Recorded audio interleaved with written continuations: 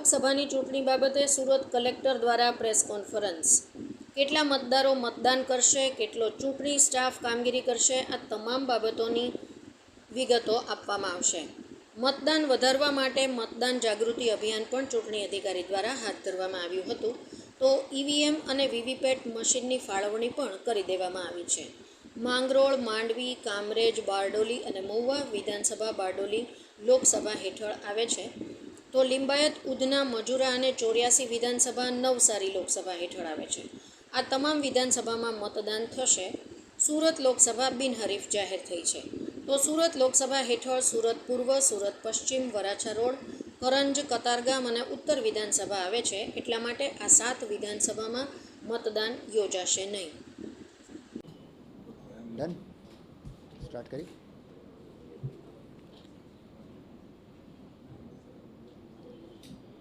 મિત્રો, આપણે સૌ જાણીએ છીએ કે લોકસભાની સામાન્ય ચૂંટણી 2024માં સુરત જિલ્લામાં સમાવિષ્ટ 24 સુરત પાર્લામેન્ટરી કોન્સ્ટિટ્યુએન્સી એ બિનહરીફ જાહેર થયેલ છે.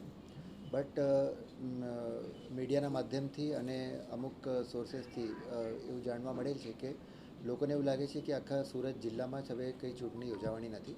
બટ એ વાત સત્યથી પરે છે. આપને જણાવવા માગું છું કે સુરત જિલ્લામાં 16 એસેમ્બલી સેગમેન્ટ્સ છે જે 3 પાર્લામેન્ટરી કોન્સ્ટિટ્યુએન્સીમાં વહેંચાયેલ છે. એમાંથી 7 જે એસેમ્બલી સેગમેન્ટ છે એમાં 155 ઓલપાડ, સુરત ઈસ્ટ, સુરત નોર્થ, વરાછા, કરંજ, કતારગામ અને સુરત વેસ્ટ, આ 7 એસેમ્બલી સેગમેન્ટ છે એ સુરત પાર્લામેન્ટરી કોન્સ્ટિટ્યુએન્સીમાં છે અને અહીંયા ચૂંટણી યોજાવાની નથી. બટ આના સિવાયની જે 9 એસેમ્બલી સેગમેન્ટ છે જેમાંથી માંગરોળ, માંડવી, કામરેજ, બારડોલી અને મહુવા, આ જે એસેમ્બલી સેગમેન્ટ છે એ બારડોલી લોકસભામાં જાય છે. એટલે આમાં ઇલેક્શન યોજાવાના છે. સાથે સાથે જે 25 નવસારી પાર્લામેન્ટરી કોન્સ્ટિટ્યુએન્સી છે એના અંતર્ગત લિંબાયત, ઉધના, મજુરા, 84 એટલે મોટાભાગનો જે સિટીનો વિસ્તાર છે એમાં સમાવેશ છે. એટલે સુરત શહેરમાં આ જગ્યાઓ ઉપર ચૂંટણી યોજાવાની જ છે. આપણે આની વાત કરીએ તો બારડોલી પાર્લામેન્ટરી કોન્સ્ટિટ્યુએન્સીમાં 1585 મતદાન મથકો જે છે એ સુરત જિલ્લામાં સમાવિષ્ટ થાય છે. સાથે સાથે જે 1297 જેટલા મતદાન મથકો છે એ 25 નવસારી પાર્લામેન્ટરી કોન્સ્ટિટ્યુએન્સીમાં સમાવિષ્ટ છે, જેનું ઇન્ક્લુઝન છે એ સુરત જિલ્લામાં થાય છે. એટલે અહીંયા ચૂંટણી યોજાવાની જ છે. બીજી વાત કરીએ તો મતદારોની વિગતમાં પણ બારડોલી પાર્લામેન્ટરી કોન્સ્ટિટ્યુએન્સીમાં 15,40,000 જેટલા મતદારો અને નવસારીમાં 14,39,000 જેટલા મતદારો છે પોતાના મતાધિકારોનો પ્રયોગ કરી શકશે. આવી રીતે જે 23 બારડોલીમાં 3,18,000 જેટલા પીડબ્લ્યુડી 85+ વાળા મતદારો છે એ યંગ ઇલેક્ટર્સ સાથે મળીને એટલા છે. સાથે સાથે નવસારીમાં એ આંકડો 2,66,000 જેટલું થાય છે. વાત કરીએ તો આદર્શ આચારસંહિતાનું અમલ જે છે એ આખા સુરત જિલ્લામાં અત્યારે પણ લાગુ છે. એટલે એમાં કોઈ પણ છૂટછાટ નથી. બધી જ ટીમો જે છે એ કાર્યરત છે અને એમસીસી, એફએસટી, એસએસટી, વીએસટી એટલે બધી જ જે એક્સપેન્ડિચર અને મોડલ કોડને લગતી જેટલી ટીમો છે એ બધી જ ટીમો કાર્યરત છે. આપણે કુલ સુરત જિલ્લામાં હવે 2882 જેટલા મતદાન મથકો ઉપર ચૂંટણી યોજાવાની છે. આના બાબતમાં જે ઈવીએમ, વીવીપેટ અને એ બધું જે તે એસેમ્બલી સેગમેન્ટને અપાઈ ગયા છે અને કમિશનિંગની કામગીરી પણ પૂરી કરવામાં આવેલ છે. સાથે સાથે જે મતદાનનો જે સ્ટાફ છે 110% લેખે પણ આપણે જે રિક્વાયર્ડ સ્ટાફ છે એ સંબંધિત જે એસેમ્બલી સેગમેન્ટ છે એમને આપી દેવામાં આવેલ છે. આપણે ગઈ વખતની જેમ આ વખતે પણ જે ઓલમોસ્ટ 1450 જેટલા પોલિંગ સ્ટેશન્સ ઉપર લાઈવ વેબકાસ્ટિંગ કરવાના છે અને અહીંયા કંટ્રોલ રૂમ બનાવીને આ મતદાન મથકો ઉપર ધ્યાન રાખવામાં આવશે. સાથે સાથે જે વોટર સ્લીપ અને વોટર ગાઈડની વાત કરીએ તો એનું ડિસ્ટ્રીબ્યુશન પણ પૂર્ણતાના આરે છે. એક વાત હું અહીંયા મેન્શન કરવા માગું છું કે વોટર સ્લીપ કે વોટર ગાઈડ એ મતદાન કરવા માટેનું જે છે સફિશિયન્ટ પુરાવો નથી. એટલે ફક્ત આનાથી મતદાન નહીં કરી શકાય.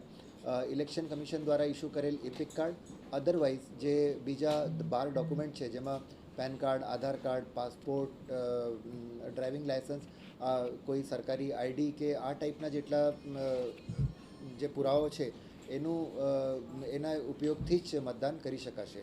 તો ફક્ત એક કે વોટર ઇન્ફોર્મેશન સ્લીપ છે એ ફક્ત વોટર્સની જાણકારી માટે છે કે એમનું મતદાન મથક ક્યાં છે, એમને ક્યાં મત આપવાના છે, અને એનું ફક્ત આનાથી મતદાન નહીં નાખી શકાય. એટલે આપના થકી લોકોને અપીલ પણ છે કે વેલિડ પુરાવાઓ જે છે, વેલિડ ડોક્યુમેન્ટ્સ છે, આઈડી પ્રૂફ એ લઈને વોટિંગ બૂથ ઉપર જાય. સાથે સાથે વાત કરીએ તો પોસ્ટલ બેલેટથી પણ આપણે જે ચૂંટણી ફરજ બજાવતા જેટલા સ્ટાફ છે આમાંથી પણ 13,000 જેટલા લોકોએ 13,117 જેટલા લોકોએ પોસ્ટલ બેલેટથી મતદાન કરી ચૂક્યા છે. સાથે સાથે જે કમિશનનો નવતર પ્રયોગ છે કે એમાં પર્સન વિથ ડિસેબિલિટીઝ અને 85+ના વોટર્સને આપણે જે હોમ વોટિંગ કરાવીએ છીએ, આમાં 417 જેટલા 85+ વોટર્સ અને 34 જેટલા પીડબ્લ્યુડી વોટર્સ છે એ લોકોએ વોટિંગ કર્યું છે. કાઉન્ટિંગ જે છે એ બારડોલી અને બારડોલીની જે કાઉન્ટિંગ છે એ સોનગઢમાં ખાતે થવાની છે, અને નવસારી પાર્લામેન્ટરી કોન્સ્ટિટ્યુએન્સીની કાઉન્ટિંગ નવસારી ખાતે થશે. ફરિયાદ નિવારણ માટે પણ જે બધી એનજીએસપી, સિવિજિલ અને એ જો અરેન્જમેન્ટ છે એ કન્ટિન્યુઅસ છે. કાયદો અને વ્યવસ્થા માટે પણ પોલીસ કમિશનરશ્રી સાથે અમે ઘણા બધા વિસ્તારોની મુલાકાત લીધી છે. અટકાયતી પગલાઓ જિલ્લા પોલીસ અને સિટી પોલીસ અને અમારા તરફથી પણ અટકાયતી પગલાં લઈ રહ્યા છે, અને ઇલેક્શનને કોઈ પણ રીતે પ્રભાવિત ના કરે એ બાબતની તકેદારી કાયદો અને વ્યવસ્થાના ભાગરૂપે આપણે રાખીએ છીએ. મીડિયા સેન્ટર પણ આપ સુવિધિત જે જૂની કલેક્ટર કચેરી જે આયોજન ભવન છે એમાં મીડિયા સેન્ટર પણ કાર્યરત છે. અને આઈટી એપ્લિકેશન્સમાં આપણે એક ખાસ જે કહીએ તો ECI રિઝલ્ટ્સ કરીને એક જે એપ્લિકેશન છે એમાં મતદારના દિવસે દરેક ઉમેદવારને મળેલા મતોની રિઝલ્ટ્સમાં મતગણતરીના દિવસે જે ઉમેદવારોને મળતા મતો અંગેની જાણકારી માટે ECI રિઝલ્ટ્સ કરીને એક વેબસાઇટ પણ છે. કોન્ફરન્સ બોલાવવાનું તાત્પર્ય એ જ હતું કે સુરત જિલ્લામાં બારડોલી અને નવસારી સંસદીય મતવિસ્તાર માટે જે ઇલેક્શન્સ છે એ યોજાવાના છે, અને સુરતની 16 એસેમ્બલી સેગમેન્ટ પૈકી 9 એસેમ્બલી સેગમેન્ટમાં અત્યારે પણ ઇલેક્શન જે છે 7 તારીખે યોજાવાના છે. એટલે જાહેર જનતાને આપના થકી અમે જણાવવા માગીએ છીએ કે સુરત ફક્ત પાર્લામેન્ટરી કોન્સ્ટિટ્યુએન્સી પૂરતું જ જે છે બિનહરીફ થયું છે. બાકી સુરતમાં ઇલેક્શન જે છે 7મી મેના દિવસે સવારે 7 વાગ્યાથી સાંજે 6 વાગ્યા સુધી રાબેતા મુજબ યોજવાના છે. Thank you. ચાર વિધાનસભામાં મતદાન જાગૃતિ માટે કયા પ્રકારના પગલાં લેવાયા? આપણે ગયા વખતની સરખામણીમાં એક ટર્નઆઉટ ઇમ્પ્રુવમેન્ટ પ્રોગ્રામ લોન્ચ કર્યું હતું, અને આમાં જેટલા પણ ઓછા જે ટર્નઆઉટ જ્યાં થયા છે ગયા વખતે, ત્યાં ઘરે ઘર જઈને મહિલાઓ, યુથ્સને અને જ્યાં મોટાભાગના લેબર વર્ગના લોકો હોય તો ત્યાં પણ આપણે જાગૃતિ કરી છે. દરેક ઇન્ડસ્ટ્રીઝમાં જે કન્સર્ન પર્સન્સ છે એમને મોકલીને આપણે જાગૃતિ કરવાનું કામ કર્યું છે. અને અમે સ્ટ્રેસ કરીએ છીએ કે જે ઇલેક્શનના દિવસે બધાને જે રજા છે એ રજા મળે, અને જે તે લોકો છે પોતાના મતદાન મથક ઉપર જઈને વોટિંગ કરી શકે. સર, સુરત લોકસભાની બેઠક બિનહરીફ છે, પરંતુ જે 4 વિધાનસભા છે હજી પણ લોકોને એવું લાગી રહ્યું છે કે મતદાન આપણે નથી કરવાનું. તો એમ કે કયા પ્રકારની કામગીરી હવે આપણા નથી થઈ રહી છે? એ આપણે દરેક મીડિયા માધ્યમ છે, એટલે આજની પ્રેસ કોન્ફરન્સનો પણ હેતુ એ જ છે. બાકી રેડિયોના માધ્યમથી, પ્રિન્ટ મીડિયા, સોશિયલ મીડિયા થકી આપણે જાગૃતિ ફેલાવવાનું કામ કરીએ છીએ. સાથે સાથે જે BLOs છે અત્યારે ઘરે ઘરે જઈને વોટર ઇન્ફોર્મેશન સ્લીપ ડિસ્ટ્રીબ્યુટ કરી રહ્યા છે, જેના થકી લોકોને ખબર પડશે કે 7 તારીખે મતદાન યોજાવાના છે. જી, આપણે 1950 જે હેલ્પલાઇન છે એ તો છે જ, પણ વોટર હેલ્પલાઇન પણ આપણે એક એ કર્યું છે, અને આપને જે ઇન્ફોર્મેશન આપ્યું છે આમાં ડિટેલમાં જે છે એ બધું આપવામાં આવ્યું છે. સર, 7 તારીખે જે રીતે વોટિંગ છે એ રીતે ગરમી હવામાન વિભાગ તરફથી આગાહી કરી છે કે ગરમી પણ વધશે. જી, એને લઈને ખાસ કરીને આજે વોટરના, કારણ કે સ્કૂલની બહાર પણ લોકો ઉભા રહેશે, લાંબી લાઈન લાગી શકે છે, પાણીને લઈને અથવા બીજી વ્યવસ્થા કરી.